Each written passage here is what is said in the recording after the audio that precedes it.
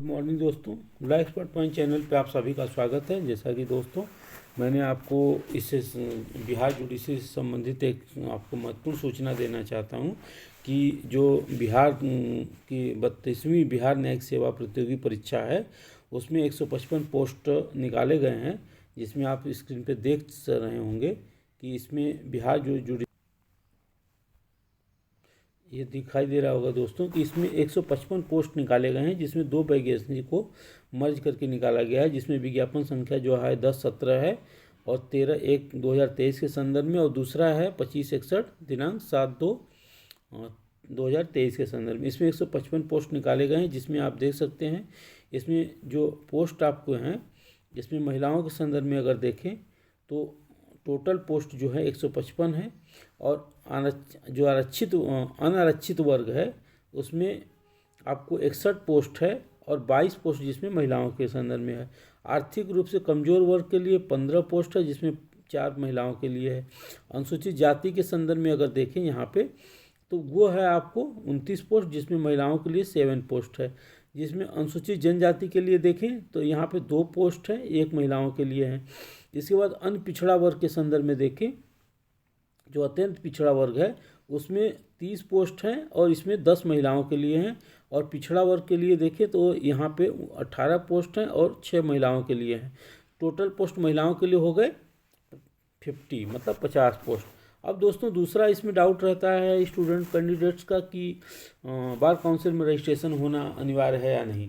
तो दोस्तों मैं आपको बता देता हूँ कि यहाँ पे केवल और केवल आपको विधि स्नातक जो बार काउंसिल ऑफ इंडिया है उसके द्वारा अप्रूव्ड जो यूनिवर्सिटीज़ हैं या संस्थान हैं या विश्वविद्यालय हैं, महाविद्यालय हैं, तो उससे अगर आपने विधि की स्नातक की डिग्री ली है, चाहे वो BA LLB हो, चाहे LLB हो, BBA LLB, जो भी आपके लॉ से रिलेटेड डिग्री लिए हैं, वे व्यक्ति इस वैकेंसी को भरने के लिए एलिजिबल हैं, मीन्स योग्य हैं।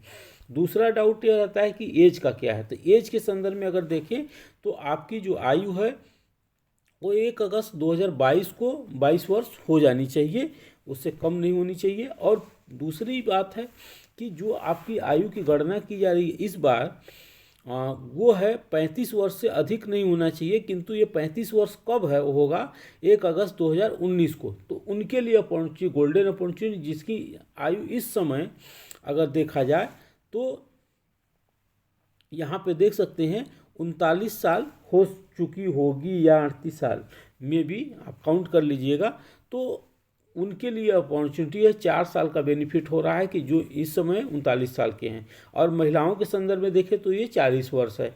और दूसरी बात, अगर सेवानिवृत्ति की एज देखें तो ये 60 साल है। अब इसके बाद प्रश्न पत्र के संदर्भ में देखें तो 2 चीज़ें हैं इसमें, नहीं 2 प्रश्न पत्र आएंगे। प्रथम प्रश्न में GS का होगा, दूसरा प्रश्न पत्र होगा जिसमें आपका विधि का होगा, जो 150 मार्क का होगा, और GS का 100 मार्क्स का होगा। इसमें अगर सिलेबस की बात करें तो देख सकते हैं आपको यहाँ पे दिया गया सामान्य ज्ञान जो करंट अफेयर के साथ होगा, समसामयिक घटनाओं के साथ। फिर प्रारंभिक विज्ञान होगा जो सामान्य विज्ञान होता है, जिसमें एलिमेंट्री साइंस के रूप में जाना जाता है। उसके बाद साक्ष्य विधि एवं प्रक्रिया विधि, ये आपके लॉ पेपर हैं। और भारत का जो संविधान है, प्रशासनिक विधि है, हिंदू विधि है, मुस्लिम विधि है, संपत्ति यंत्रण है, ट्रस्ट है, इक्विटी है। इसके बाद आपका संविदा अधिनियम है, अपकृत्य विधि है, वाणिज्य विधि है। ठीक है दोस्तों, इसमें जो आपका प्रारंभिक परीक्षा होगी, इसमें जो अभ्यर्थी होंगे, जो पार्टिसिपेट होंगे, जो अपीयर होंगे, उनकी संख्या का जो रिजल्ट दिया जाएगा 10 गुना दिया जाएगा। चयनित मतलब जो अपीयर होंगे उसका नहीं, जो मतलब अपीयर होने के बाद जो आपके मेरिट लिस्ट में आएंगे उनका 10 गुना करके वैकेंसी का जो वैकेंसी होगी उसी वैकेंसी का 10 गुना दिया जाएगा। मतलब 155 पोस्ट है तो इसको आप कैलकुलेट कर लीजिए 10 गुना कितने आपकी सेलेक्ट मतलब चयनित अभ्यर्थी प्रारंभिक परीक्षा में पास किए जाएंगे। ठीक, तो इसका स्पष्ट रूप से है कि आपको इस बात को ध्यान रखना चाहिए कि दूसरी बात इसमें और भी है कि जो न्यूनतम आपका कट ऑफ होगा वो अगर अनारक्षित वर्ग के संदर्भ में देखें तो वो आपका 45 है, और जो आरक्षित कोटि में आते हैं उनके लिए 40 मिनिमम क्वालिफाइड होना चाहिए। और जो लास्ट आपको मुझे बताना था वो आपको ये संदर्भ में बताना है कि आपकी जो फॉर्म भरना है वो आप देख सकते हैं इसमें डेट दिया गया है, वो 27 फरवरी 2023 से स्टार्ट हो रहा है और ये 27 मार्च 2023 तक इसकी लास्ट डेट है। और इसके संदर्भ में एक आपको बहुत ही रोचक जानकारी है कि इसमें आपको एक कैरेक्टर कम अप्रूवल सर्टिफिकेट लगाना ज़रूरी होगा। उसमें रजिस्ट्रेशन जो उसकी सर्टिफिकेट नंबर होगा उसको मेंशन करना होगा।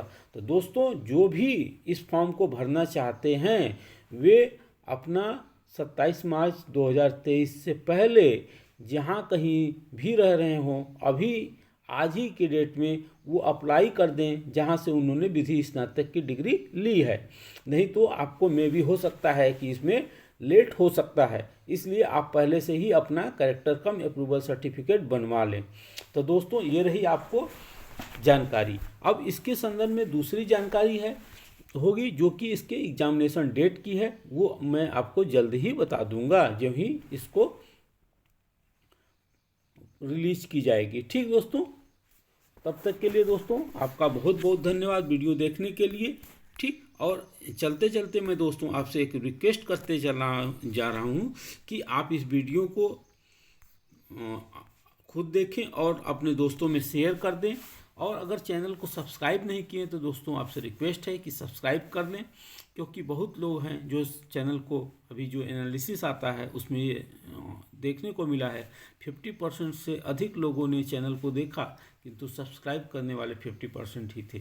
तो दोस्तों आपसे रिक्वेस्ट रहता है कि आप अगर सब्सक्राइब करते हैं चैनल को तो जो भी आपको जानकारी होती है, मैं चाहे वो बिहार जुडिशरी हो, यूपी जुडिशरी हो, एमपी जुडिशरी हो, छत्तीसगढ़ हो, झारखंड हो, दिल्ली हो, राजस्थान हो, पंजाब हो, हरियाणा हो, जहाँ के भी विधि से संबंधित, चाहे एपीओ से संबंधित हो, चाहे अदर लॉ से रिलेटेड जैसे असिस्टेंट प्रोफेसर हो गया, उसकी भी जानकारी मैं इस चैनल के माध्यम से आपको देते रहता हूँ। तो दोस्तों आपसे यही रिक्वेस्ट रहता है कि आप चैनल को सब्सक्राइब कर दें जिससे कि आपको जानकारी समय समय पर मिलती रहे। तो तब तक के लिए धन्यवाद दोस्तों। जय हिंद, जय भारत।